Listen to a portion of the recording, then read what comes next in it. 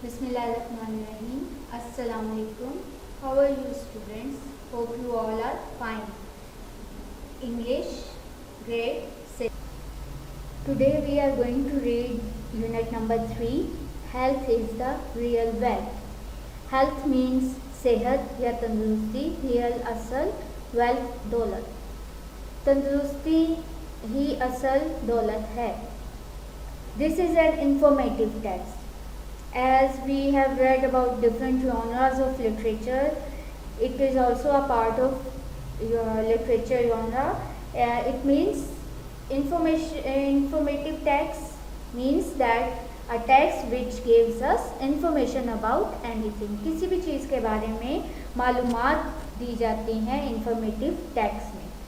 इस लेसन को पढ़ने के बाद हम इस बात को समझेंगे कि एक हेल्थी, एक सेहतमंद ज़िंदगी गुजारने के लिए क्या क्या चीज़ें ज़रूरी हैं और किस तरह हम अपनी रूटीन को सेट करके और एक अच्छी सेहतमंद ज़िंदगी गुजार सकते हैं. Let's start the translation. Health is a proverb which means a lot to us. तंदुरुस्ती हज़ार नेमत है. एक प्रोवर्ब है, एक कहावत है जो हमारे लिए बहुत ज़्यादा अहम है या हमारे लिए बहुत मायने रखती है. We can say that a happy life is directly proportional to health. हम ये कह सकते हैं कि एक अच्छी ज़िंदगी, एक खुशगवार ज़िंदगी जो है वो बराह रास्त उसका ताल्लुक़ एक अच्छी और मुतनासिब, एक मुतवाज़िन सेहत के साथ है. A life is a simple biological cycle. हमारी ज़िंदगी एक सादा सा हयातियाती सिलसिला है. which depends on what we eat to survive. जो डिपेंड करता है या जो मुनहसर है जो कुछ हम खाते हैं ज़िंदा रहने के लिए या ज़िंदगी गुजारने के लिए, जो चीज़ें हम रोज़मर्रा ज़िंदगी में खाते हैं उस पर डिपेंड करता है. A strong mind and healthy body make a complete being. एक मुकम्मल इंसान उसी वक्त बनता है जबकि वो एक मजबूत जहन का, स्ट्रॉन्ग माइंड मीन्स मजबूत जहन का मालिक हो और हेल्दी बॉडी यानी एक सेहतमंद जिस्म रखता हो. Wealthy person is not the one who has money but the one who has the health. एक दौलतमंद इंसान वो नहीं होता जो जिसके पास बहुत ज़्यादा दौलत हो, बल्कि वो होता है जिसके पास अच्छी सेहत हो. According to famous poet Ralph Waldo Emerson, the first wealth is health. एक मशहूर शायर रॉल्फ वॉल्डो एमर्सन के मुताबिक जो हमारी बुनियादी दौलत है या जो हमारी पहली दौलत है वो हमारी सेहत है. We must take care of several things if we want to stay healthy. अगर हम हेल्थी रहना चाहते हैं, सेहतमंद रहना चाहते हैं तो हमें बहुत सारी चीज़ों का ख्याल रखना चाहिए. टेक केयर मीन्स ख्याल रखना, सेवरल मीन्स कई या बहुत सी. Many factors play a part in keeping us healthy. For example, air, water and sunlight. सूरज और हवा और पानी, ये चीज़ें हमारे लिए हमारी ज़िंदगी में हमें सेहतमंद रहने के लिए एक अहम किरदार अदा करती हैं. Fresh air keeps us to strengthen our immune system.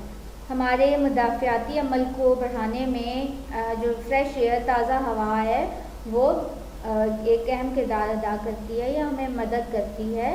It regulates our blood pressure and heart rate. ये हमारी जो हार्ट रेट यानी हमारी जो हार्ट बीट होती है, धड़कन होती है उसको, और हमारा ब्लड प्रेशर, हमारे खून के दबाव को मुनज़्ज़म रखने के लिए हमारी मदद करती है. It clears our lungs and makes us healthy. ये हमारी जो लंग्स है, हमारे फेफड़ों को साफ़ करती है और हमें सेहतमंद बनाती है. At the same time sunlight helps our body to produce vitamin D. Sunlight जो है वो हमारी बॉडी में विटामिन डी को प्रोड्यूस करने में मदद करती है यानी बनाने में मदद करती है. स्टूडेंट्स, ये साइड बॉक्स में देखें एक क्वेश्चन दिया हुआ है, how does fresh air help us. इसका आंसर हमें यहाँ मिलता है कि हमारे fresh air helps us to strengthen our immune system. It regulates our blood pressure and heart rate. It clears our lungs and makes us healthy. Drinking plenty of clean water keeps us healthy and hydrated. Drinking means पीना, plenty बहुत ज़्यादा, keeps रखता है, healthy सेहतमंद, hydrate Abida यानी पानी से भरा हुआ या पानी मिला हुआ। विन जो हम ज़्यादा से ज़्यादा जितना पानी पीते हैं वो हमें हेल्थी रहने के लिए ज़्यादा मदद देता है, हमें हाइड्रेट रखता है यानी हमारी बॉडी को फ्रेश रखता है। We need to drink 8 to 10 glasses of water daily. हमें रोज़ाना 8 से 10 ग्लास पानी पीना चाहिए। Whereas impure water is the biggest cause of several diseases. Impure water means जो ख़राब गंदा पानी या नाखालिस पानी है वो एक बड़ी वजह बनता है हमारे जिस्म में मुख्तलिफ़ किस्म की बीमारियां पैदा करने के लिए। Above all, a balanced diet provides our body with all the necessary nutrients in the correct proportion so that our body could function properly. एक बैलेंस डाइट जो है वो हमें प्रोवाइड मीन्स फ्राहम करती है। बैलेंस डाइट मीन्स मुतवाज़िन ग़िज़ा हमें फ्राहम करती है हमारी बॉडी को सारे नेसेसरी मीन्स लाजमी, न्यूट्रिएंट्स मीन्स ग़िज़ाई अज्जा, वो सारे ग़िज़ाई अज्जा फ्राहम करती है जो हमारे जिस्म को एक ख़ास मिक़दार में ज़रूरत होते हैं, हमारी बॉडी को चाहिए होते हैं काम करने के लिए या सही तरीके से चलने के लिए। Regular meals should have a balanced proportion of carbohydrates, fats, proteins, vitamins, mineral and water. हमारी जो बॉडी है उसको रेगुलेट रहने के लिए, उसको बाकायदा उसको फंक्शनल रहने के लिए ज़रूरी है कि हमारी डाइट जो है वो बैलेंस हो और उसमें सारे प्रोपोर्शंस मुनासिब मिक़दार में मौजूद हो, जैसे कि कार्बोहाइड्रेट्स यानी नशास्ता, फैट्स चर्बी, लहमियात प्रोटीन, वाइटामिन्स हयातीन, मिनरल मादनियात एंड वाटर और पानी। ये सारी चीज़ें हमारी बॉडी में की ज़रूरत हैं और एक बैलेंस डाइट ही इस ज़रूरत को पूरा कर सकती है।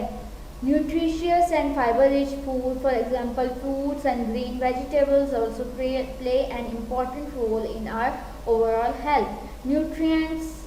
Nutritious and fibre rich food, nutritious mean एक मुतनासिब, फाइबर रिच फूड मीन्स रेशे से भरपूर जो ग़िज़ा है जैसा कि फ्रूट्स और ग्रीन वेजिटेबल्स, हरी सब्जियां और फल, वो एक अहम किरदार अदा करते हैं हमारी ओवरऑल हेल्थ के लिए, यानी हमारी जो पूरी मेंटल फिज़िकल हेल्थ है उसके लिए, सेहत के लिए वो बहुत ज़्यादा अहम किरदार अदा करते हैं।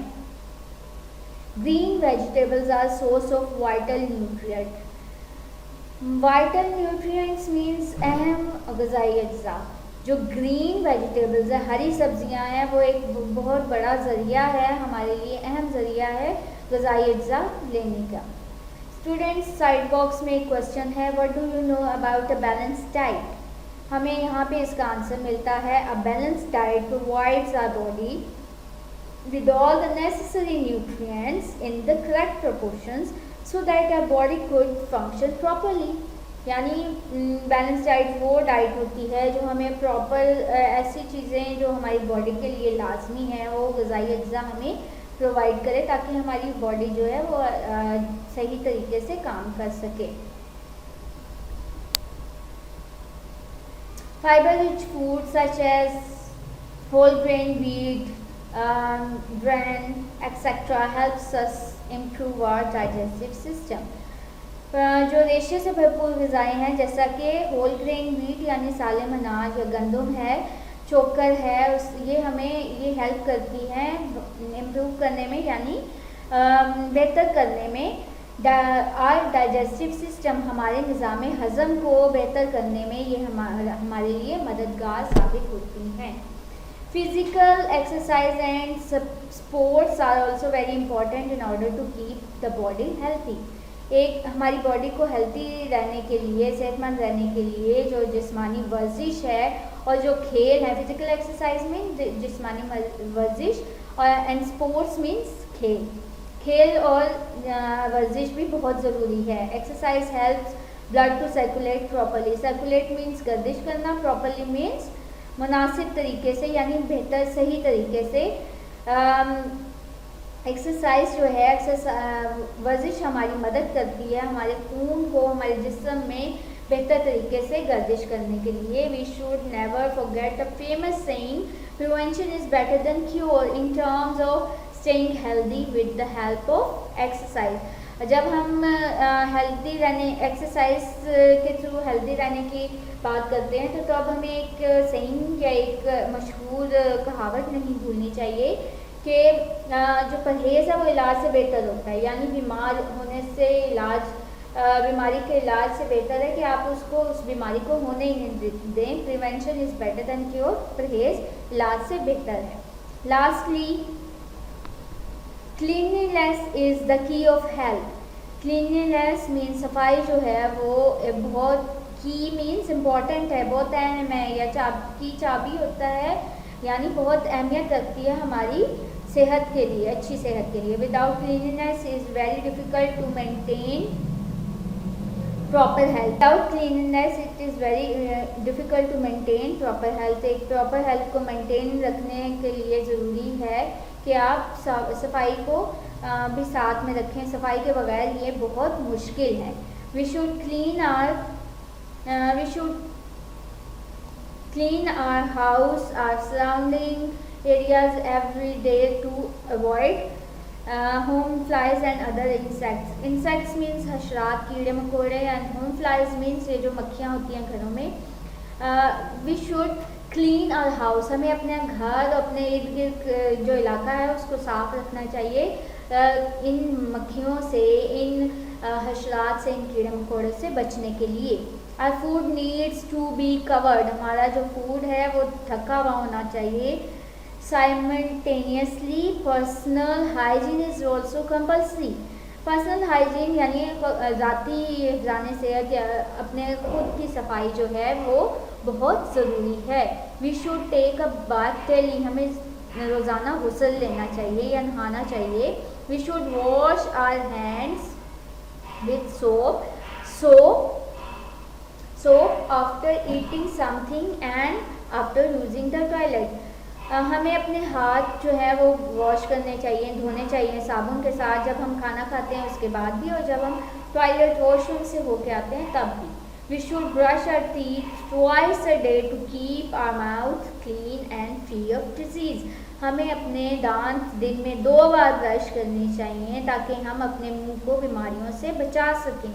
We should go to morning walk to have some fresh air, हमें मॉर्निंग वॉक यानी सुबह की सैर के लिए भी जाना चाहिए ताकि हम फ्रेश एयर, ताज़ा हवा ले सकें। Getting up early in the morning is equally necessary, equally means बराबर, नेसेसरी मीन्स ज़रूरी, for good health. Getting up early यानी सुबह जल्दी उठना भी हमारे लिए, हमारी अच्छी सेहत के लिए बहुत ज़रूरी है। If you want to maintain our health we should follow the principle early to bed and early to rise makes a man wise, wealthy and wise। अगर हम एक सेहतमंद ज़िंदगी को, मुनज़्ज़म ज़िंदगी को मेंटेन रखना चाहते हैं तो हमें ये ज़रूर याद रखना चाहिए कि रात को जल्दी सोना और सुबह जल्दी उठना ही इंसान को सेहतमंद, दौलतमंद और अक्लमंद बनाता है। हेल्थ इज़ ब्लेसिंग ऑफ अल्लाह सुब्हानहू ताला। हेल्थ जो है, सेहत है, वो एक बहुत बड़ी नेमत है अल्लाह ताला की। It is the greatest treasure and a source of happiness, ये एक बहुत बड़ा ख़जाना है और एक ज़रिया है खुशी का, हैप्पीनेस का। Good health contributes to emotional wellbeing and happiness of a person. एक अच्छी सेहत जो है वो बहुत अहम एक किरदार अदा करती है या एक बहुत बड़ा हिस्सा होती है एक अच्छे इंसान की एक वेलबींग, इमोशनली, जज्बाती तौर पे एक अच्छा इंसान और खुश इंसान के लिए एक अच्छी सेहत बहुत ज़्यादा इम्पोर्टेंट है।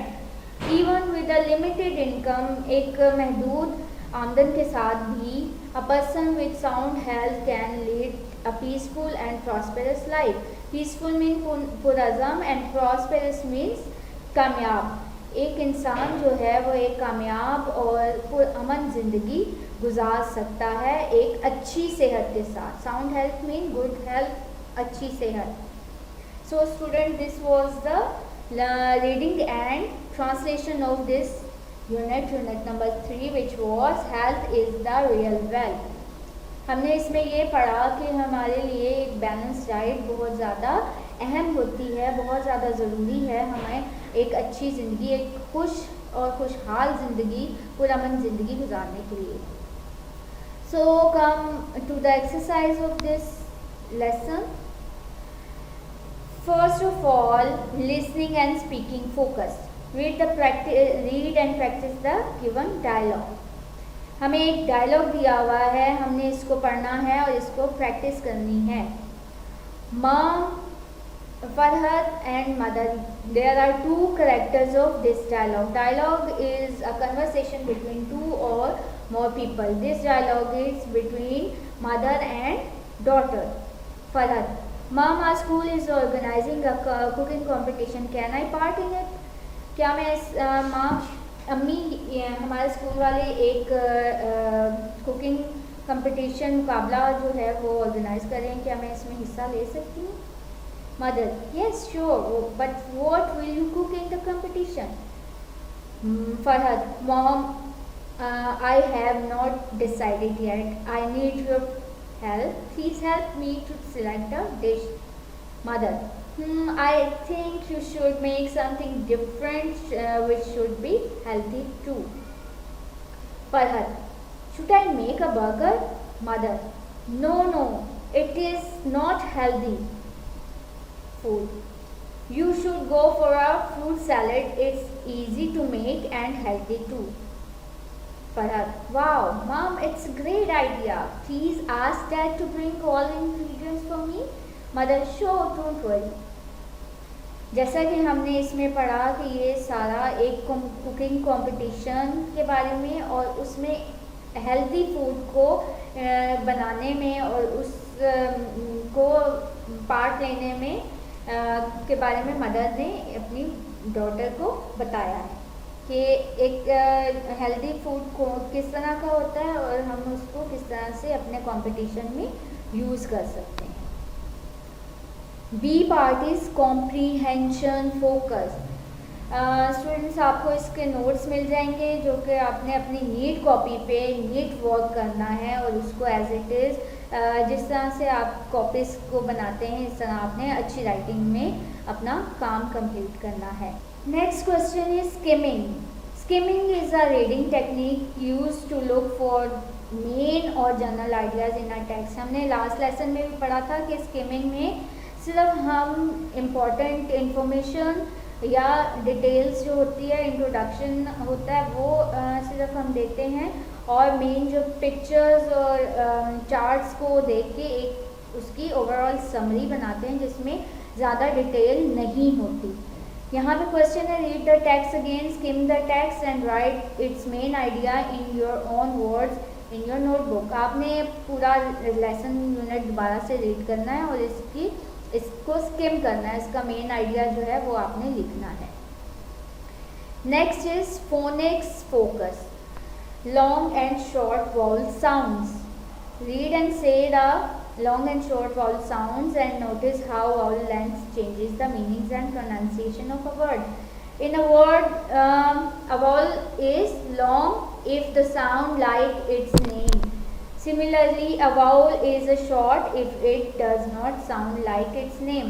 अगर इसके नेम की तरह ये प्रोनाउंस हो रहे हैं तो वो लॉन्ग होगा और अगर उसके नेम की तरह प्रोनाउंस नहीं हो रहा वर्ड तो वो आपका शॉर्ट होगा. यहाँ पे एग्जाम्पल देखते हैं हम. यहाँ लिखा हुआ है pan. A container usually made of steel. She is frying an egg in the pan. ये आपका pan is a short vowel sound. Pain, the feeling that you have in your body when you have been hurt. He is feeling pain in his knee. यानी वो अपने नी में, अपने घुटने में pen महसूस कर रहा है. Pain is a long vowel sound. ये अपने नाम की तरह प्रोनाउंस हो रहा है, इसकी साउंड आ रही है. इट्स मीन ये एक लॉन्ग वाउल साउंड है. नेक्स्ट क्वेश्चन देखें इसका, make sentences of your own using the given words in your notebook. ये कुछ दिए हुए हमें वर्ड्स, इसके हमने सेंटेंसेस बनाने हैं। Lick like, plan plane, not note, kit kite, tap tape. Lick means चाटना, लाइक मीन्स पसंद करना।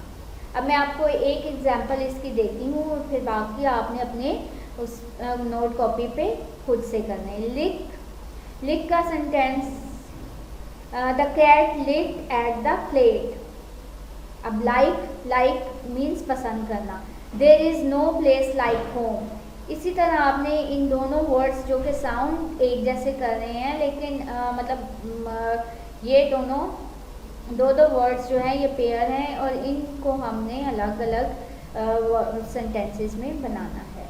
नेक्स्ट क्वेश्चन देखिए, डी वोकैबुलरी फोकस। इसमें वर्ड्स आपको दिए गए हैं with meanings, hydrate, ट्रायर, plenty, strengthen, nutritious. इसके भी आपको नोट्स मिलेंगे जो आपने नीट कॉपी पे लिखने हैं। Simile, what is simile?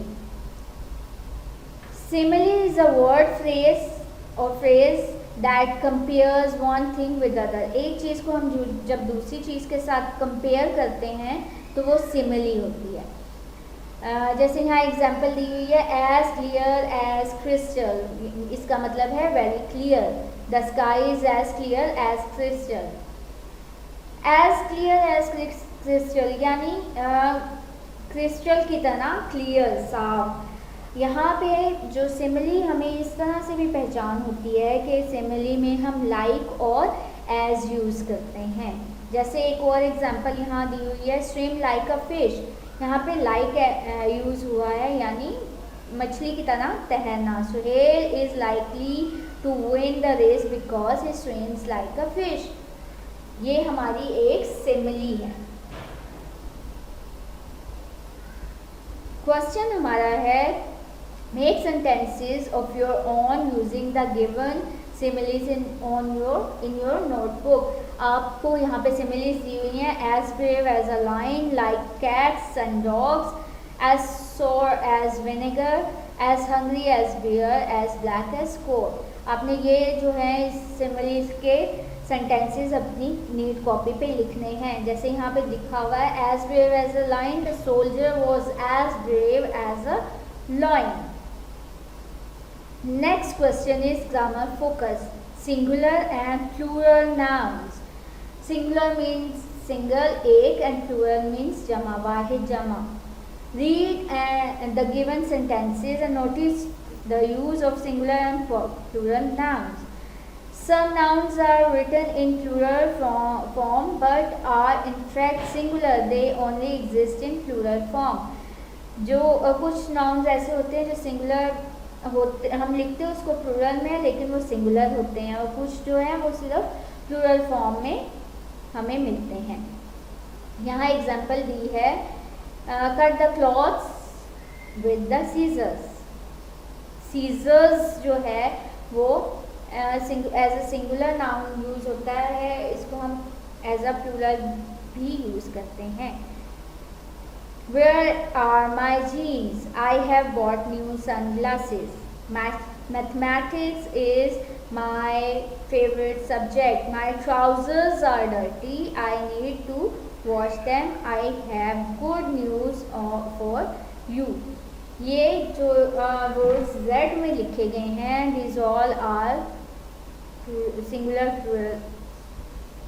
Make sentences of your own using the following nouns in your notebook: pajamas, measles, physics, aunts,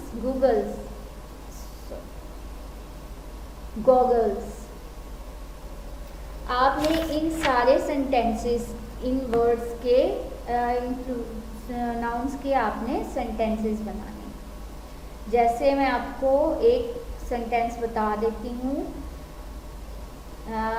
measles का, measles is an infection. Measles in an infection. Indefinite pronouns. We use indefinite pronouns to refer to people or things without saying exactly who or what they are.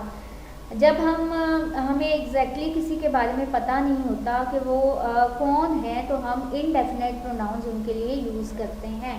Example इसकी है everyone, someone, somebody, everybody, anybody. ये सारे जो हैं ये हमारे indefinite pronounce हैं.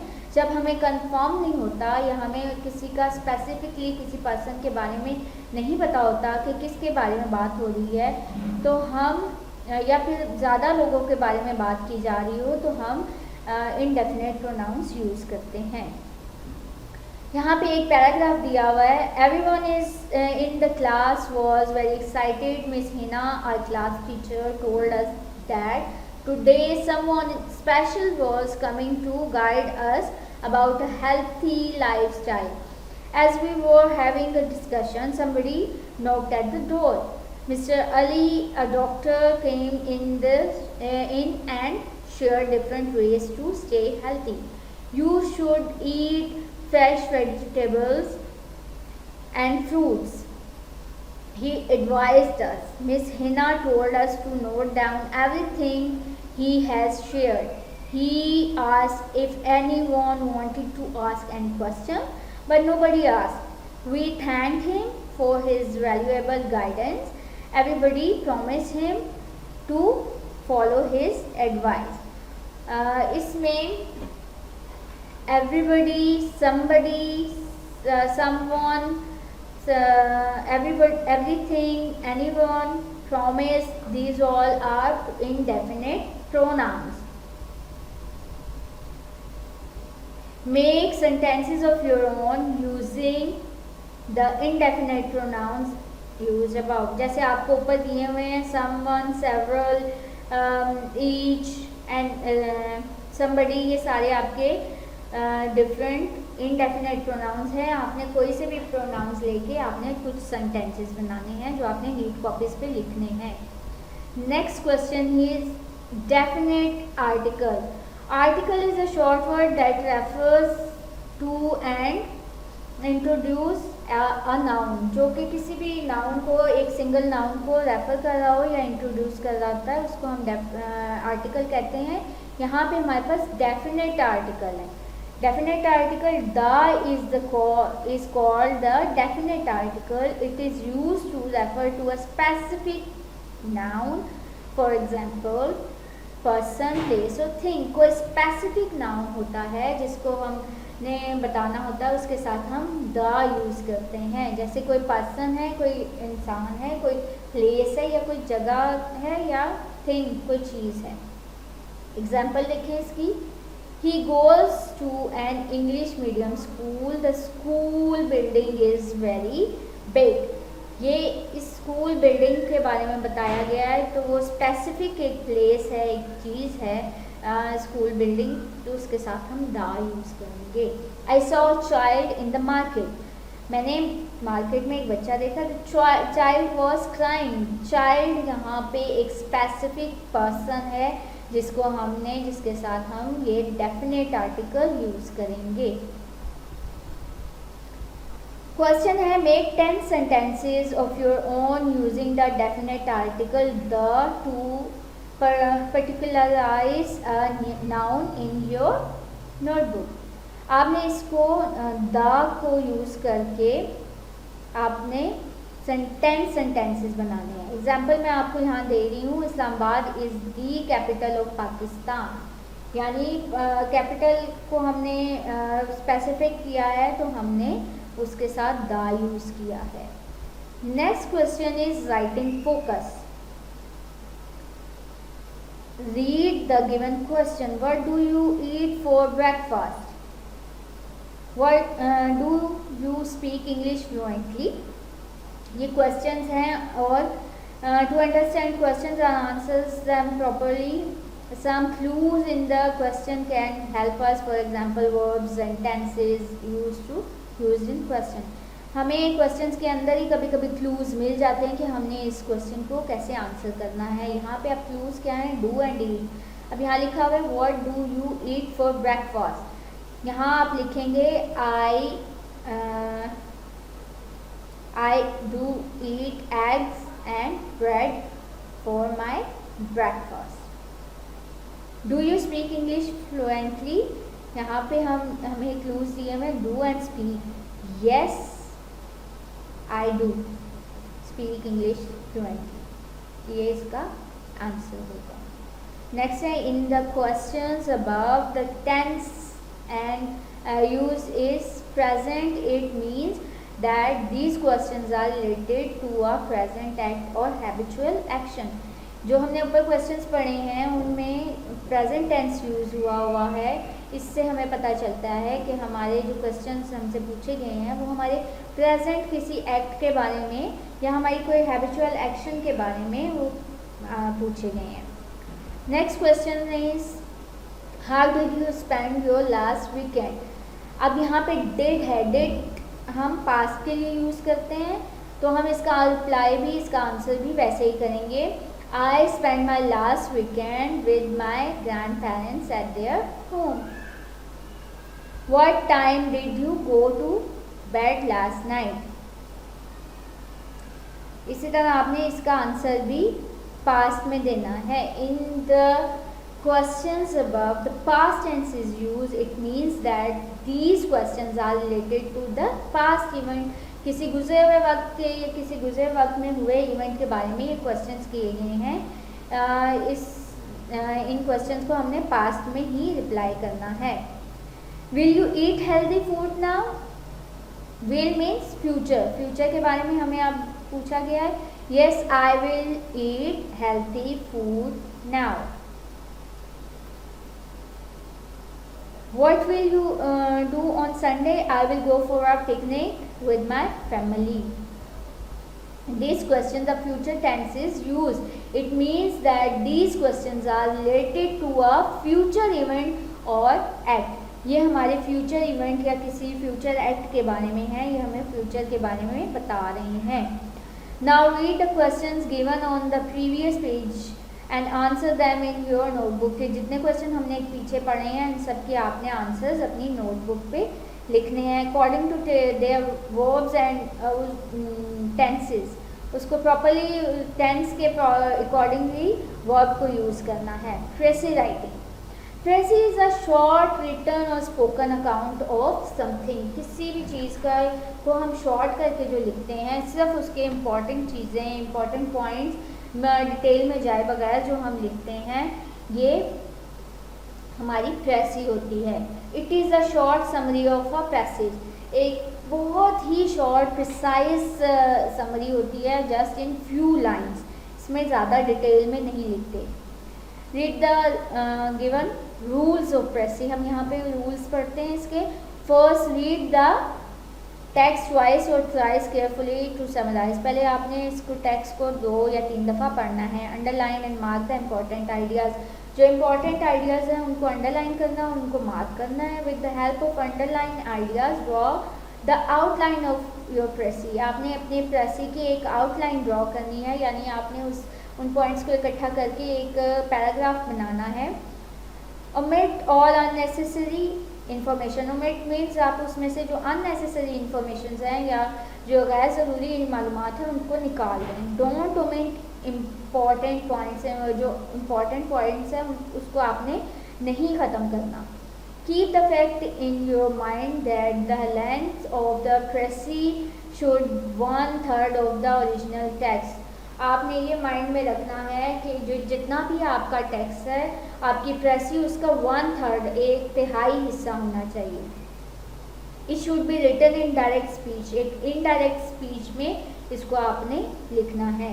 It should be written in third person and in the past. Third person pronoun से आपने इसको लिखना है और इसको पास्ट टेंस में लिखना है. In case of universal truth the present tense should be use. Universal truth जब आएगा यहाँ पे कहीं पे भी आपके टेक्स्ट में लिखा होगा तो उसको आपने प्रेजेंट टेंस में ही यूज़ करना है. It should be written in your own words. ये आपके अपने अल्फाज में आपने इसको लिखना है. Thing not to be use while writing a precis, आपने वो चीज़ें जो आप ड्यूरिंग प्रेसी आपने यूज़ नहीं करनी। एग्जाम्पल इन द पैसेज, आपके जो पैराग्राफ्स हैं, जो आपकी राइटिंग है, टेक्स्ट है, उसमें जो एग्जाम्पल्स है वो आपने ओमिट कर देनी है, वो नहीं यूज़ करनी। स्टोरीज भी नहीं उसमें ऐड करनी, प्रोवर्ब्स, कोटेशंस, इडियम्स, ये सारी चीज़ें उसमें ऐड नहीं होती। रेपिटेशन ऑफ सिमिलर सेंटेंसेस और आइडियाज़, वो भी आप नहीं, एक ही तरह के आइडियाज़ या सेंटेंसेस जो हैं वो भी नहीं यूज़ करने। लॉन्ग फ्रेज भी नहीं आपने ऐड करने। Complex sentences having long clauses, जो ऐसे मुश्किल जुमले हैं जिनमें लॉन्ग क्लॉजेस हैं, उनको भी नहीं यूज़ करना। और डायरेक्ट स्पीच भी नहीं आपने इसमें यूज़ करना। Now read the given passage and its precis, आपको एक पैसेज दिया हुआ है, उसकी प्रेसी भी साथ में दी हुई है। ये एक एग्जांपल है। Health is a wealth is a common proverb, good health is basically the real wealth. A healthy person is one who is mentally and physically fit and strong. Good health is a secret of every man, happy man. It is a boon. To keep healthy is to keep free from different diseases and anxiety. A life is simple biological cycle which depends on what we eat to survive. A strong mind and healthy body make a complete person. A wealthy person is not the one who has money but the one who has health. According to famous poet Ralph Waldo Emerson, the first wealth is health. Tracy देखें इसकी, just in 2 sentences. Health is really important in one's life. It is not possible for a person to live happy if he or she is not healthy. यहाँ पे हमारी सिर्फ 2 lines में इस पूरे paragraph की प्रेसी है, जिसमें हमने कोई प्रोवर्ब्स, कोई सेइंग, कोई लॉन्ग लूज फ्रेज, कुछ इस तरह का यूज़ नहीं किया। सिंपल हमने उसका मेन आइडिया दिया है। Now read the unit and write its precis in your own words, आपने पूरा यूनिट पढ़ना है और उसकी प्रेसी आपने इन लाइन्स में अपने वर्ड्स में खुद से लिखनी है। और it shouldn't be too long, short होनी चाहिए, प्रिसाइज होनी चाहिए और जस्ट इम्पॉर्टेंट पॉइंट्स होने चाहिए। So student, it was unit number 3. Hope you understand it all. अब आपने जो नोटबुक का आपको काम दिया गया वो आपने नोटबुक पे नीटली करना है। आपको उसके वर्ड्स मीनिंग, सेंटेंसेस, उस क्वेश्चन आंसर्स के नोट्स मिल जाएंगे और ट्रांसलेशन आपने वर्ड्स विद मीनिंग्स आपने इसको देखना है। Okay students, now take care, have a nice day, अल्लाह हाफिज़।